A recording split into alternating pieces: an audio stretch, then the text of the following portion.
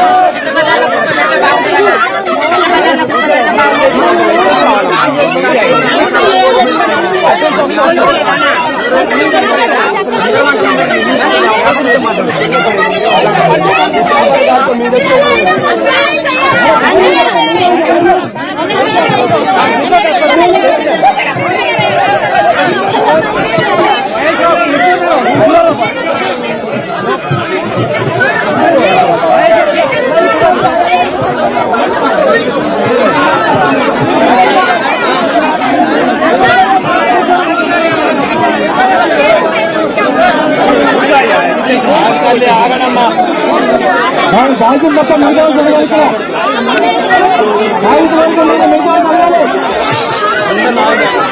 ఎన్నిసార్లు చెప్పిన అర్థం చేసుకోవాలండి మన కార్యకర్తలు.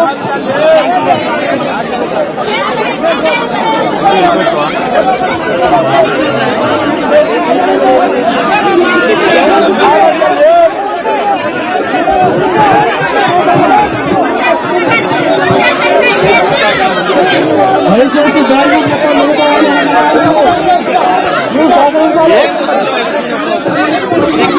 కేంద్రంతో మాట్లాడుకోవడం 1,70,000 పెట్టి ఇల్లు పెట్టుకోవాలి. ఇల్లు పడిందని ఎవరు చెప్తారు?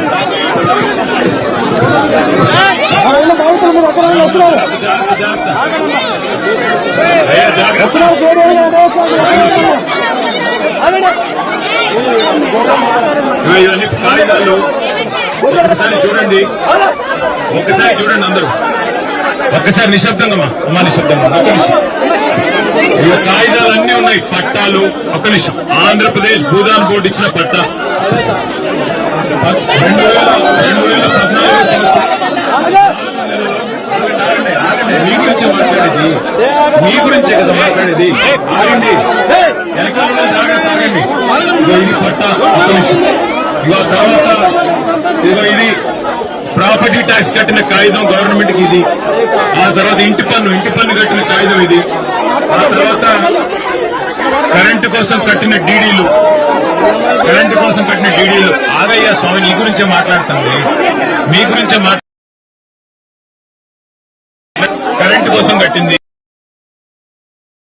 జియో కింద అప్లై చేసి మరి ఆ రోజు కేసీఆర్ గారి ప్రభుత్వంలో ఏ ఇబ్బంది లేకుండా ఉన్న పరిస్థితి. ఈ రోజు ఇన్ని కాగితాలు ఉంటే మొత్తం వచ్చి మిమ్మల్ని కూలగొట్టి ఇక్కడి నుంచి ఆగరయ్యా, ఇక్కడ నుంచి మిమ్మల్ని మెడలు బట్టి గెంటేసింది. మరి ఈ ఆగండి, మీ గురించి కదా చెప్తుంది. దయచేసి నా రిక్వెస్ట్ మీ అందరితో, ఏడొద్దు అన్న, ఏడొద్దు అన్నా, ఏడొద్దు. కాగితాలు పెట్టు, ఈ కాగితాలే అవసరం. నాగరాజు, మీ అందరికీ నా ప్రార్థన, మీ అందరితో, మీ దగ్గర అన్ని కాగితాలు ఉన్నాయి. మీకు ప్రభుత్వమే ఇచ్చిన పట్టాలు, భూదాన్ బోర్డు ఇచ్చిన పట్టాలు, భూదాన్ అంటే ప్రభుత్వమే ఇచ్చిన పట్టాలు మీ కాడ ఉన్నాయి. మరి మీకు గతంలో మీరు ఇక్కడ ఇంటి పన్ను కట్టిన దాఖలాలు ఉన్నాయి. అట్లాగే గతంలో ఇక్కడ కరెంట్ స్తంభాలు ఉండేది. ఇవాళ ఇందిరమ్మ రాజ్యం అని చెప్పి ఇల్లుగులు కట్టే కార్యక్రమానికి ప్రభుత్వం శ్రీకారం చుట్టింది. మీకోసం కొట్లాడడానికి, మీకు ధైర్యం చెప్పడానికి, మీకేమి కాదు మళ్ళీ పట్టాలు మళ్ళీ మీకు ఇక్కడే ఇప్పించడానికి మనందరం వచ్చింది. దయచేసి నా రిక్వెస్ట్ మీ అందరితో, మీరు ఇట్లా హడావుడి చేస్తే ఎట్లా, హడావుడి చేయకండి. అన్ని ఉన్నాయి, కాగితాలు అన్ని ఉన్నాయి, కోర్టు ఆర్డర్లు ఉన్నాయి, కాగితాలు ఉన్నాయి. మీకోసం కొట్లాడతాం. అవసరమైతే సుప్రీంకోర్టుకైనా పోయి కొట్లాడతాం, శాసనసభలో కొట్లాడతాము. వదిలిపెట్టాం, వచ్చింది అందుకే. దయచేసి ధైర్యంగా ఉండండి తల్లి, ధైర్యంగా ఉండండి. మళ్ళీ ఇక్కడే మీకు ఇల్లు కట్టించి ఇక్కడే గృహప్రవేశాలు చేయించే బాధ్యత మాది. అందుకోసమే వచ్చింది. ఎవరు భయపడద్దు, ఎవరు ధైర్యపడద్దు, ఎవరు కూడా ఎక్కడికి పారిపోదు. నేను మీ అందరికి చెప్పేది ఏమంటే ఐకమత్యంగా ఉండండి. చెడగొడతారు, మిమ్మల్ని విడదీస్తారు. ఐకమత్యంగా ఉండండి, కలిసి ఉండండి, అంతే నా రిక్వెస్ట్. ఓకే, ధైర్యంగా ఉండండి. నేను మళ్ళీ కలెక్టర్ గారిని, చీఫ్ సెక్రటరీ గారిని కూడా కలుస్తాము. మీకు జరిగిన అన్యాయం విషయంలో ఎక్కడి దాకా కొట్లాడతాం, అసెంబ్లీలో కొట్లాడతాం, శాసన మండలిలో కొట్లాడతాం, వదిలిపెట్టాం, సుప్రీంకోర్టు దాకా పోదాం. ఓకే,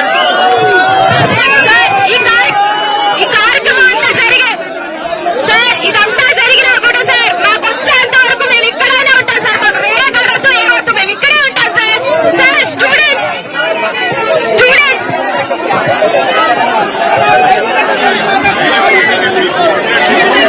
సార్ మాకు కలెక్టర్ ఒక అబద్ధం చెప్పింది సార్. మాకు కోర్టుకి మీకు అందరికి కూర్చోండి,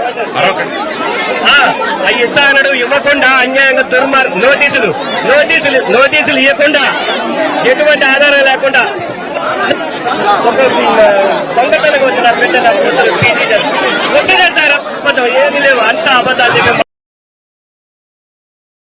ఉన్న పలకంటే ఒక పిల్ల మీద ఎలకబడ్డాడు, కమల్లో వచ్చి మీద పడిన పెద్ద అవలేదు సార్.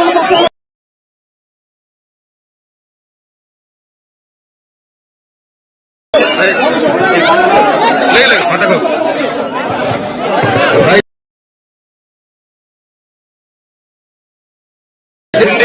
ఇవాళ BRS party working president KT Ramarao గారు వెలుగుమట్లలో ఈ కాంగ్రెస్ ప్రభుత్వం ముగ్గురు మంత్రుల ఆధ్వర్యంలో అక్రమంగా పేదల ఇళ్లు 1000కి పైగా ఇళ్లను కూల్చివేసిన సందర్భంగా మిమ్మల్ని పరామర్శించి అలాగే మీ తరఫున పోట్లాడటానికి కేటీఆర్ గారు వచ్చారు.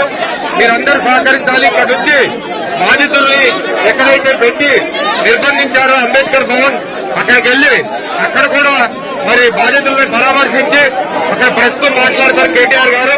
కాబట్టి దయచేసి బాధితులందరూ అక్కడ కూడా రావాల్సిందిగా కోరుతాం.